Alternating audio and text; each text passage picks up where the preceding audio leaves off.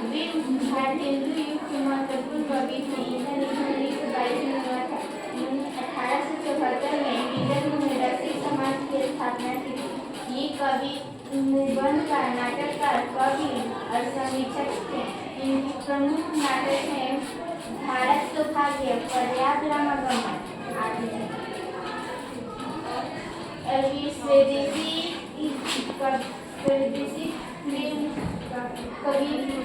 कविता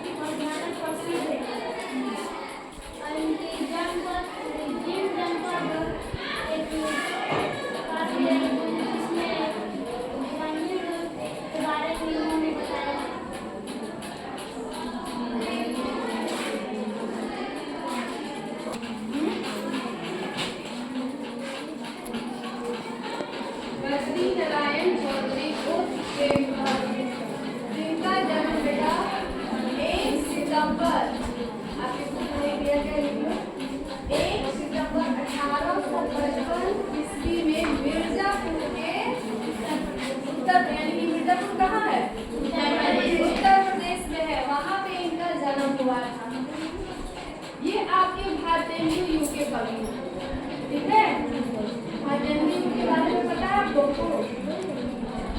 भारतेंदु युग को नव जागरण युग कहते हैं, यानी नई सोच, नया युग का प्रारंभ, जिसकी प्रणेता है आपके भारतेंदु हरिश्चंद्र। उन्हीं के नाम पे रखा गया भारतेंदु युग। उसी के ये प्रमुख कवि है बद्री नारायण चौधरी और तो सबसे पहली बात कि हम एक और बार रिकॉल करेंगे। कई बार मैंने कहा देखिए इनकी साहित्य में सबसे पहले कितने भागों में बांटा गया था? कौन कौन?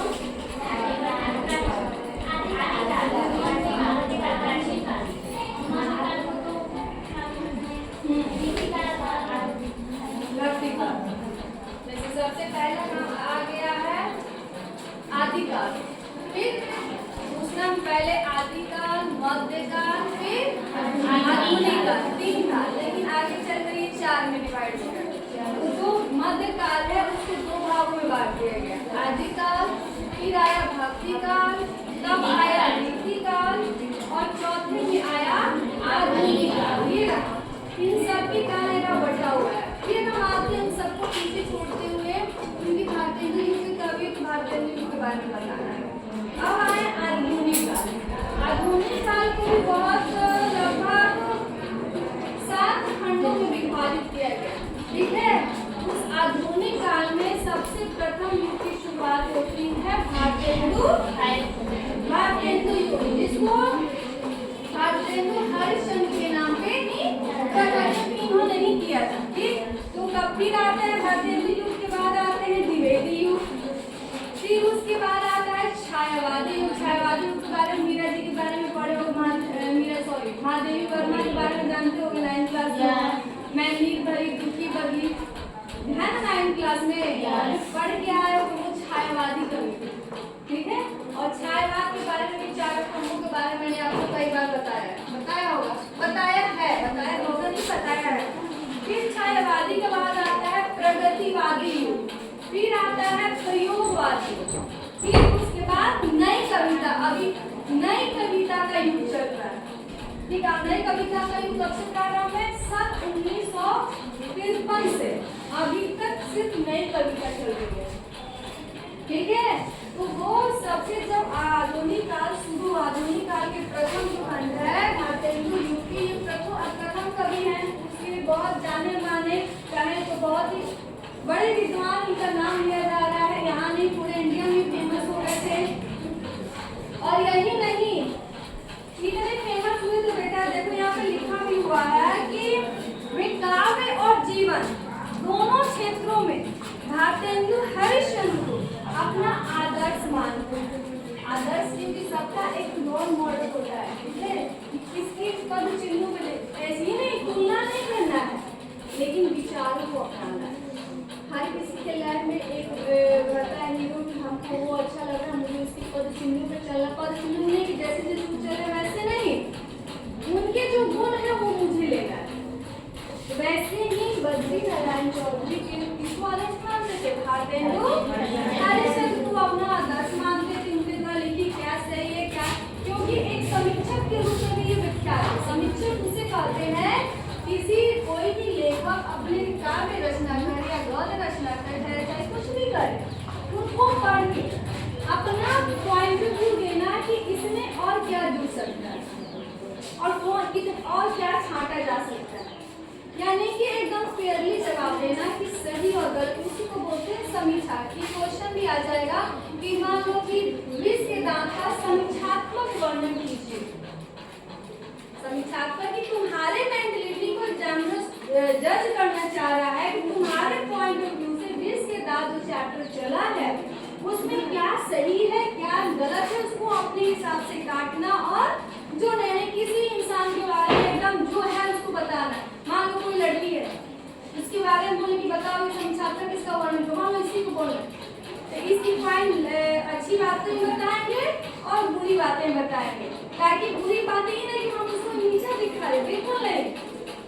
चाहे हम आपको कोई बोलते हैं नीचा दिखाने के लिए मेरा कोई मकसद नहीं, मेरा मकसद है उस बात को जान के उस कमी को अपने आप से दूर करना कि नेक्स्ट जब कोई कहे कि मेरे बारे में बताओ तो वो बंदा अच्छा बोले। ये सकारात्मक सोच के रूप में है, लेकिन इसको तो लोग क्या लेता है कि फलाना लड़की मेरे बारे में ऐसी बोले कि फलाना वो ऐसा बोला ठिकाना वो ऐसे, मतलब कि जो बोले, लेकिन ऐसा बिल्कुल नहीं। किसी की सोच ये नहीं है, वो सोच है आपको सुधारने की, सही मार्ग पे ले जाने की, ठीक है। बात समझ में आई? तो इसी के साथ वे निहायत कलात्मक और अलंकृत गद्य लिखते थे, यानी कि इनके द्वारा जो गद्य लिखना ना कि बात भी अपना हाथ लेना, दूसरा कि इतने साजे सजे कि पढ़ने पर नीरस महसूस नहीं हो। एक जैसे अभी मैंने एग्जांपल दिया, एक सुबह बेड का उठा हुआ और एक अभी रेडी से स्कूल आना, दोनों में अंतर है। ऐसे रूप को सभी लोग पसंद करेगा, ना कि उस रूप को पसंद करेगा। ठीक ऐसी ही रचना करना कि सारे बच्चे चाहे कोई भी हो पढ़े तो वो खुश हो, नीरस चले। कोई चैप्टर नीरस भी रहता है, जल्दी चैप्टर खत्म होता है ना, कोई चैप्टर रहता है बाहर पढ़ाना मजा आ जाता है, जैसे कि विष के दांत मजा आता है ना, कितना अच्छा उसमें कैरेक्टर है, सारी चीजें बताएंगे मजा आता है पढ़ने। ठीक वैसे ही है चाहे मगमा वाला हो गया। बात समझ में आया किसी को दिक्कत? आगे बढ़े। ठीक ऐसे धीरे धीरे इनकी प्रसिद्धि आगे बढ़ी तो एक ये रसिक समाज की स्थापना, क्योंकि दिन प्रतिदिन उत्तर प्रदेश के थे, आपको बिहार स्टेट गवर्नमेंट की किताब में इनके द्वारा लिखी थी कविता दी गई। उसी समय आजादी से पूर्व में 1922 में 1855 में जन्म हुआ, 1 सितंबर 1855 को, और 1922 में का देहांत हुआ कि देश आजाद नहीं हुआ था। लेकिन ये इनके द्वारा जो रचनाएं थी अभी भी वो लिखी जाती है, आज के हिसाब से है। जो चल रहा है, जो समाज में घटित हो रहा है, जो देश में घटित हो रहा है, उसके ऊपर है, जैसे जिसका नाम है स्वदेशी। आगे बढ़ने से पहले ये देशभक्ति से रिलेटेड है, हमारे लिए हमसे जुड़ा हुआ है, इसीलिए यहाँ के गवर्नमेंट ने, स्टेट गवर्नमेंट ने इनके द्वारा लिखित एक कविता जिसका नाम है स्वदेशी आपके बुक में दिया है, ठीक है। तो ये एक और पूछता है कि रसिक समाज की स्थापना कब हुई? तो 1875 उन्होंने रसिक समाज की स्थापना की। ये पूरे इंडिया में फेमस हो गए। देखो बद्री नारायण चौधरी, हर कोई इनकी लिखित कृतियां पढ़ता है, हर कोई अभी भी हमारे पापा लोग हो गए ना, अभी भी इनके जैसे वो हो गए, चाहे प्रेमचंद द्वारा लिखित जैसे गोदान तो सबसे फेमस है। गोदान जो उपन्यास है बहुत फेमस है, जिसके लेखक है प्रेमचंद जी। मेरे को देखिए पापा पढ़ते जाते, समझ जाओ, वो तो अभी किसी क्लास में नहीं है। ऐसे बहुत सारे लोग हैं कि जरूरी नहीं कि हम क्लास में पढ़े तभी उनके द्वारा लिखित जो कार्य रचनाएं हम पढ़ेंगे, ऐसा बिल्कुल नहीं है। वो जो चीजें समाज में घट चुकी है उसी के बारे में हम जैसे साहित्यकार लिखते हैं, ताकि बच्चे उससे सावधान हो और वो लोग ऐसी गलतियां ना करें। उसमें बहुत सारी चीजें अपने आप से जुड़ी हुई वो, क्योंकि गोदान में एक ऐसा उपन्यास है बेटा, एक जो छोटी सी फैमिली है उसकी इतनी घटनाएं घटती है पूरी लाइफ, लेकिन बेचारा फिर भी एक गाय नहीं खरीद पाता है। मुख्य बिंदु थोड़ा बहुत बताएंगे कि उसमें गाय के लिए इतना हुआ था कि समझो उसके पास पैसे नहीं, एक गाय मेरे घर आए। ऐसे करते करते उस बेचारे की मृत्यु हो जाती। कभी टाइम मिले, जब खाली समय हो, कभी ऐसी बुक पढ़ना चाहिए, कभी भी लाइफ में, कभी भी लाइफ के किसी भी स्टेज में। हम अभी नहीं बता रहे, लेकिन बुक की जानकारी हो तो पढ़ोगे। बहुत सारी ऐसी बुक है। फिर आगे बढ़ते हैं, आगे नहीं ना, तो जैसे जैसे ये प्रसिद्धि हुई तब इन्होंने पत्र लिखना प्रारंभ किया, ठीक है, जिसमें से प्रथम नाम है आनंद कादम्बरी, बहुत ही फेमस थी, बहुत फेमस इनके द्वारा, जो महीने में एक बार निकलती थी, जिसको मासिक पत्रिका यानी कि महीने में एक बार निकलती थी। फिर जैसे ये हाईलाइट हुई, ठीक उसके बाद नागरिक नीरज नाम की एक और पत्रिका हुई, जो साप्ताहिक यानी सप्ताह के अंत में निकलती थी। सप्ताह में जितनी जरूरी नहीं साप्ताहिक पत्रिका में केवल हिंदी से हर चीज उसमें रहता था, ठीक है। आगे वे साहित्य सम्मेलन के कलकत्ता अधिवेशन के सभापति भी रहे, क्योंकि बहुत धीरे धीरे फेमस हो गए कि बोले क्या, इनकी जितनी भी रचनाएं हैं लाइफ में, जितनी भी जब तक 1922 से और 1855 से लेकर लिखे थे, सभी को गवर्नमेंट ने एक बुक में संकलित कर दिया, जिसका नाम कर दिया प्रेमगान सर्वस। अगर इनके बारे में पढ़ना, इनके द्वारा जितनी भी उन्होंने लिखा है जो फेमस है, फेमस के जो भी एक बुक में संकलित कर दिया है, वो बोलेगा प्रेमगान सर्वस बुक चाहिए, वो आपको उठा देगा, उससे रिलेटेड सारे चीज आपको दे देगा, कहीं और जाने की जरूरत नहीं है। आगे मैंने बता दिया कि ये एक समीक्षक भी है, नाटककार भी है, बहुत अच्छे निबंध भी लिखते हैं, ये पूरे वर्ल्ड में फेमस हो गया। और हम ज्यादा नहीं बोलेंगे, एक और इनकी जो रचना है भाषा, काव्य रचना, ब्रज भाषा और अवधि दोनों की मिली प्रकृति। देखो यहाँ लिखा हुआ है कि प्रेमधन ने काव्य रचना अधिकांशतः ब्रज भाषा और अवधि में की, किंतु युग के प्रभाव के कारण उनमें खड़ी बोली का भी व्यवहार, यानी कि आज ही ना कि हम जो पूर्व से चली आ रही परंपरा उसी को लेकर ढोएंगे, हम जैसे बोलते हैं उतना ही सहो जितना तुम सह सको। मान लो हम 3 रोटी खाने की मेरी क्षमता है, कोई बोलेगा कि 6 रोटी खा लो, खा पाओगे नहीं। ऐसी सारी चीजें रीति रिवाज में, लेकिन युग का क्या प्रभाव है, तुम क्या सोच रहे हो। हमारे माता पिता से आज के बच्चे का मनमुटाव ज्यादा हो रहा है ना, इसकी भी बात में बात क्योंकि सोच का डिफरेंस है।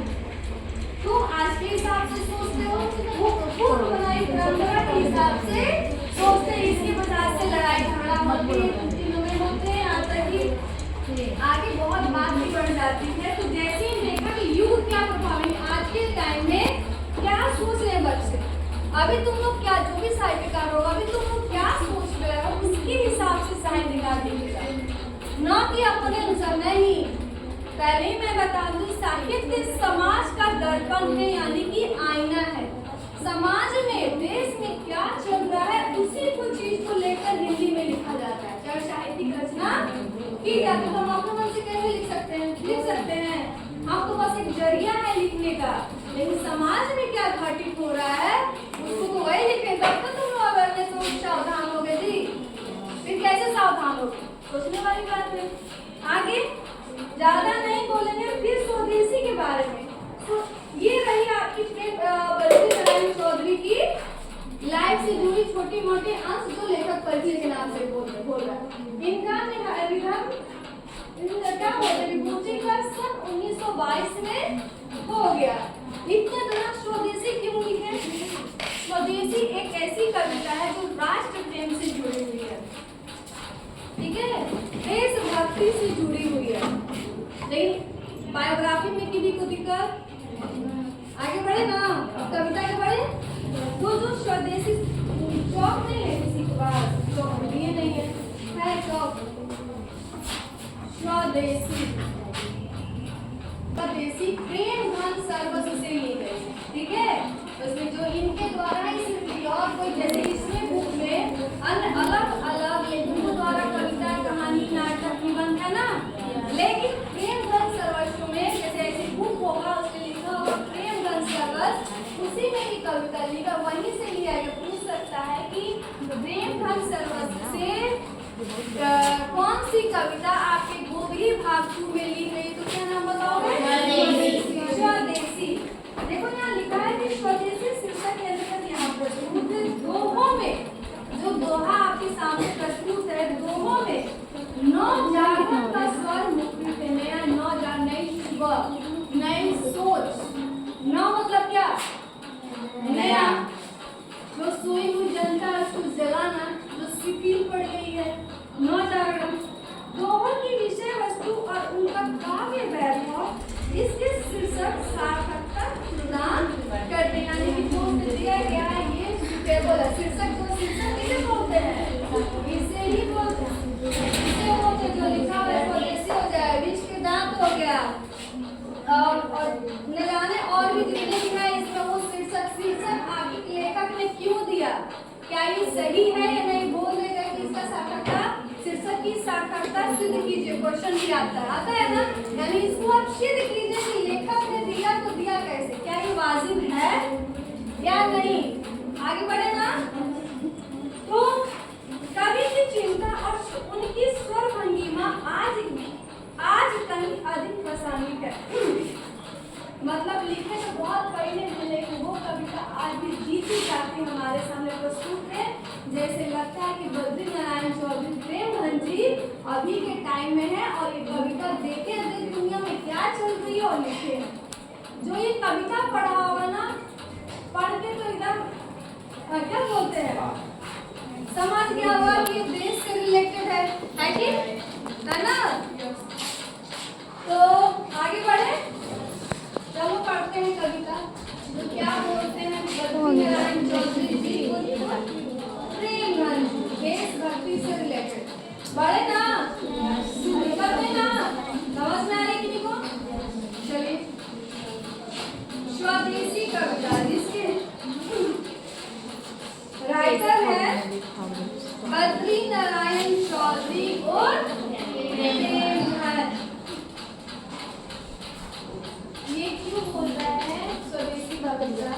ये अपने भारत के जो वासी हैं, जो भारतीय लोग हैं, उनको देखकर ये काफी त्रस्त, क्योंकि हम जानते थे कि हमारा भारत 200 सालों तक गुलाम था, वो तो चलो बाहरी लोग, हम लोगों ने इतने युद्ध लड़े, न जाने कितने शहीद हुए हमारे देश सिपाही, हमारे लोग, हमारे किसी को स्वभाव गुजर गए, किसी के भाई चले गए, सर से मतलब न जाने क्या क्या हुआ इस आज़ादी के लिए। तब जाके 15 अगस्त 1947 को हमारा देश आजाद। लेकिन फिर भी ये बोल रहे हैं इनकी नजर में हमारा देश आजाद क्यों बोल रहे हैं? वो तो चले गए, अगर ऐसा ही करना था तो उसको वहीं रखते, वो चले गए लेकिन अपनी छाप नहीं छोड़ चले गए। कितनी दुर्भाग्य की बात है कि हमने जो चलो सामने से कहा, वो आया इतनी दूर से हमारे यहाँ राज किया, 200 सालों तक रहा, लेकिन अपने यहाँ की अपने देश की जो संस्कृति है, जो सभ्यता है, उसने कभी अपना नहीं छोड़ा, हमेशा जहाँ गया वहाँ उसको लेके गया। हम कैसे लोग हैं कि अपने ही भारत में रहने रहने वाले लोग अपनी ही संस्कृति, अपनी ही सभ्यता, यहाँ की बोल चाल रहन सहन छोड़ विदेशों यानी पाश्चात्य सभ्यता को, पाश्चात्य संस्कृति को, पाश्चात्य रहन सहन को हम अपना रहे हैं। कितनी दुख की बात है, कितनी समुद्र पार से, दूर समुद्र पार से आकर भी वो अपनी सभ्यता संस्कृति नहीं छोड़ा। इस प्रकार प्रभाव बनाया कि यहाँ के लोग भी वहाँ आकर्षित होकर अपना लिए, लेकिन हमारे संस्कृति सभ्यता कितना दुर्भाग्य की बात है कि कुछ अंग्रेज को भी अपनी संस्कृति और सभ्यता नहीं अपना अट्रैक्ट कर पाए, खींच पाए कि वो लोग मेरी सभ्यता को अपनाए। उनका ना दायित्व है कि 200 साल तक फिर हम जहाँ है उसको ऑब्जर्व करें, लेकिन हम उन्हीं के गुण गाने लगे। दुर्भाग्य की बात नहीं है। अंग्रेज तो चले गए, लेकिन अंग्रेजियत यही छोड़ गए। जैसे कि अभी जो पढ़ाने से पहले इंग्लिश लैंग्वेज की बात, ठीक है, इंग्लिश यूनिवर्सल लैंग्वेज मतलब कि पूरे विश्व में बोली जाती है, ठीक है। अगर कोई भाषा का जानकार नहीं है, सब जगह की भाषा अलग अलग होती है, लेकिन अगर उसको इंग्लिश की नॉलेज है तो देश की किसी भी कोने में जा सकता है, किसी भी शहर रह सकता है। लेकिन इसका मतलब ये नहीं कि केवल इंग्लिश को अपना ले या हिंदी को छोड़ दे, बाकी हिंदी में भाषा बोली जाती है उसकी बोली लगेगी, तो किसी ने नहीं कहा, ये किसी ने नहीं कहा। इंग्लिश सीखो एज ए नॉलेज, कि हमको उस लैंग्वेज की जानकारी होनी चाहिए, लेकिन केवल किसी की होनी चाहिए, बाकी को दरकिनार कर दे, ये किसी ने नहीं कहा। हमारी भाषा जी जब वो अपनी भाषा नहीं छोड़ तो हम क्यों छोड़ दें? क्यों छोड़े? नहीं छोड़ेंगे। तो एज ए नॉलेज हमको जानकारी रखनी है कि मुझे अन्य भाषाओं के साथ साथ इंग्लिश की भी जानकारी है, ताकि मुझे दिक्कत ना हो। क्योंकि जैसे आप 10th पास आउट करके जाओगे, अभी फिलहाल में बिहार गवर्नमेंट को आपके लिए